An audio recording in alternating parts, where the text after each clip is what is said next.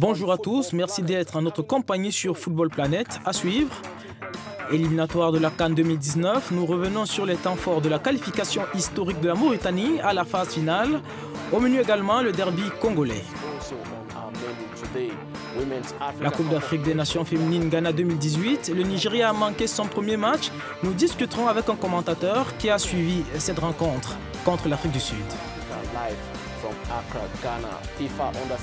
Et puis la Coupe du Monde féminine de moins de 17 ans où le Ghana a marqué 8 buts en 2 matchs. Tous les représentants africains ont déjà glané des points. Restez en notre compagnie.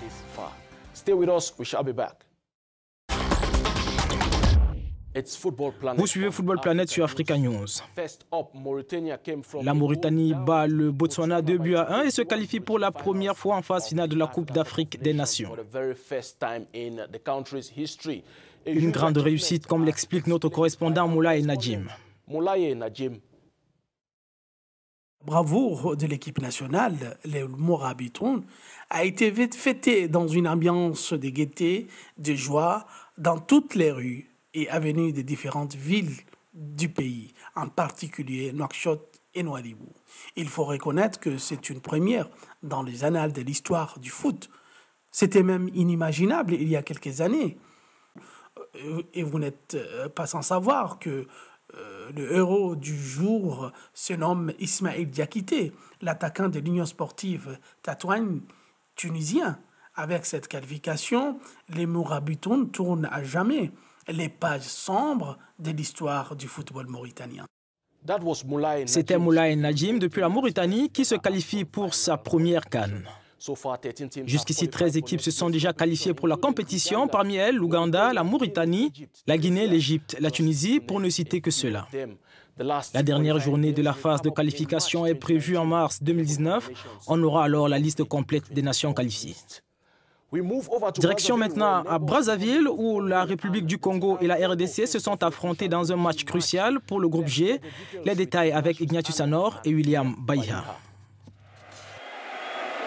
Le suspense demeure entier dans le groupe G des éliminatoires pour la Coupe d'Afrique des Nations 2019.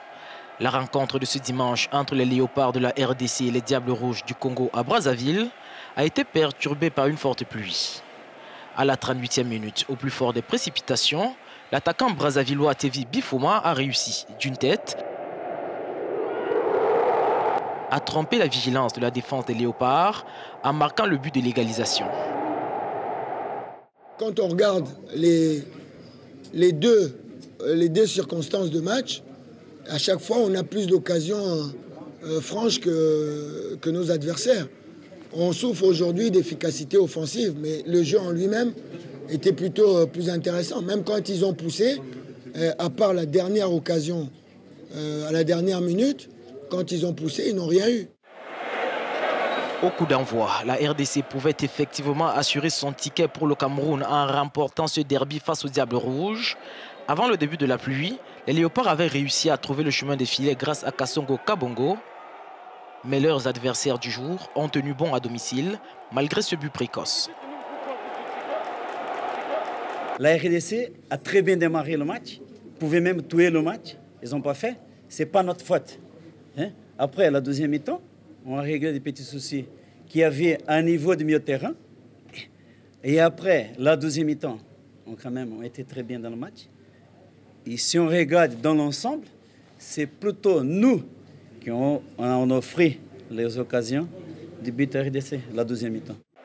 La rencontre de ce dimanche a dû être interrompue pendant environ 1 heure, alors que la pelouse du stade Massamba Déba était impraticable au cours des 10 dernières minutes de la première mi-temps.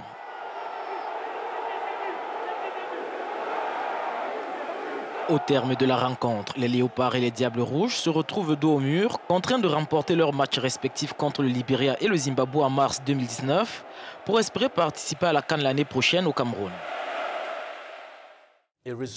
Un résultat qui complique la donne pour les deux pays, surtout après que le Libéria a battu le leader zimbabwéen 1-0 et s'est hissé à la deuxième place avec 7 points, un de plus que la RDC qui totalise 6 points et la République du Congo qui en compte 5. Dans le groupe B, le Cameroun enregistre sa première défaite 2-0 face au Maroc. Les coachs Clarence Seedorf et Hervé Renard se sont exprimés au terme de la rencontre. Je pense qu'en Afrique, c'est de plus en plus difficile. Quand vous voyez Madagascar se qualifier pour la Coupe d'Afrique, la Mauritanie qui n'est pas loin, il y a peut-être beaucoup de nations, de nouvelles nations qui travaillent très, très bien, ce qui fait que le niveau se resserre et ça devient de plus en plus difficile. Tant mieux, je pense que l'Afrique sera encore plus attractive. Soyons satisfaits de cette victoire, soyons fiers de ces joueurs. Moi, la chose laquelle je suis le plus fier, c'est d'avoir été choisi pour entraîner cette équipe du Maroc.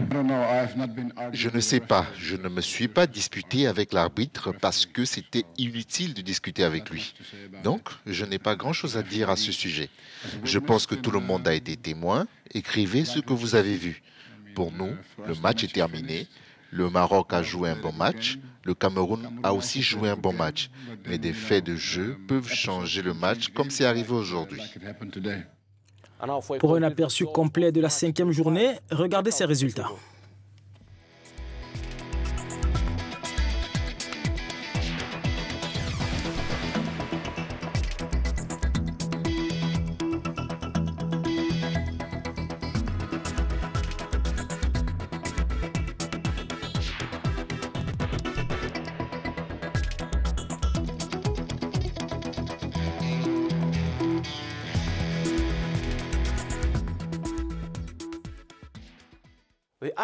Maintenant, la Coupe d'Afrique féminine. La première journée de la phase de poule s'est déroulée ce week-end avec une contre-performance des Nigérianes, championnes en titre.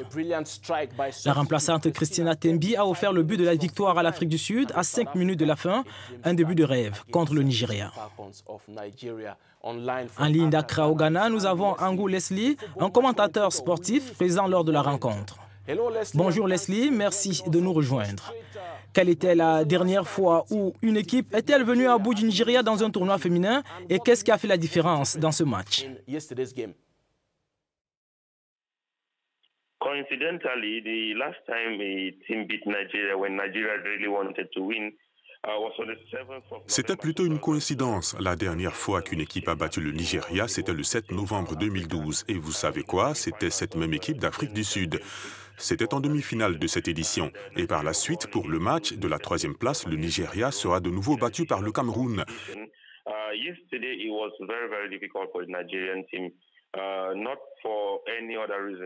Hier, cela a été très difficile pour les Nigérianes parce qu'elles n'avaient pas la même envie que les Sud-Africaines.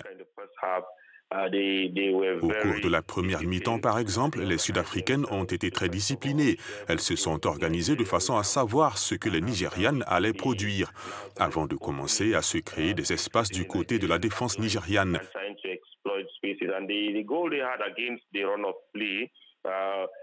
Et le but qui est intervenu au cours du jeu, d'une certaine façon, était assez inattendu, difficile à réaliser pour un buteur. Mais elles n'ont pas attendu d'avoir une seconde opportunité pour crucifier le Nigeria. Je pense que le Nigeria se souviendra longtemps de tout ce qui s'est passé hier. Une situation qu'il pourrait regretter puisque Christina a donné une formidable opportunité aux Sud-Africaines d'avancer dans la compétition et pourquoi pas de sortir de cette phase de groupe et pourquoi pas de marquer un grand coup dans ce tournoi.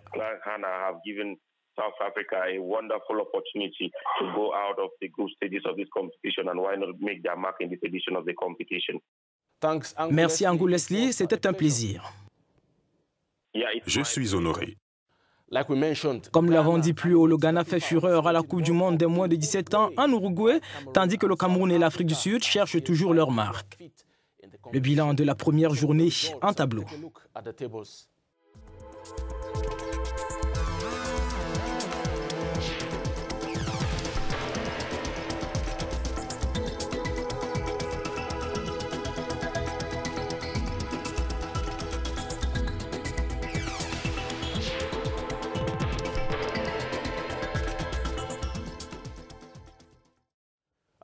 Parlons maintenant de cette histoire extraordinaire. L'ancien international ivoirien devenu maire de Vavois, Bonaventure Kalou, était récemment à Paris. Nous lui avons parlé. En voici les extraits. D'abord, qu'est-ce que ça vous fait de revenir ici au Parc des Princes où vous avez brillé dans les années 2000? Beaucoup d'émotions. Voilà, depuis que je suis parti d'ici, c'est la première fois que je reviens. Donc voilà, il y a beaucoup d'images comme ça qui défilent dans ma tête. Hein, des buts que j'ai pu marquer ici, des moments inoubliables que j'ai vécu ici. Donc voilà. Est-ce que dans votre visite aujourd'hui, il y a aussi peut-être, pourquoi pas, des projets de partenariat avec le Paris Saint-Germain pour le club de votre ville, par exemple? Et pourquoi pas? Oui, bien sûr, en parler et puis voir s'il y a de l'intérêt au niveau du club ici. Mais bon, j'ai été invité pour voir Paris Saint-Germain-Lille. C'est déjà une très bonne chose que le club se souvienne de ce que j'ai pu faire ici. Maintenant, pour ce qui est de parler de foot ou de relations entre le club et ma ville, oui, c'est des choses qu'on verra. Oui. Merci à Karim Baldé et Alexis Martin à Paris pour cette interview. C'est avec ces mots que nous mettons un terme à cette émission. Visitez notre site web africanews.com. Pour vos commentaires et suggestions, contactez-nous aux adresses sur votre écran. Passez une excellente semaine. Au revoir.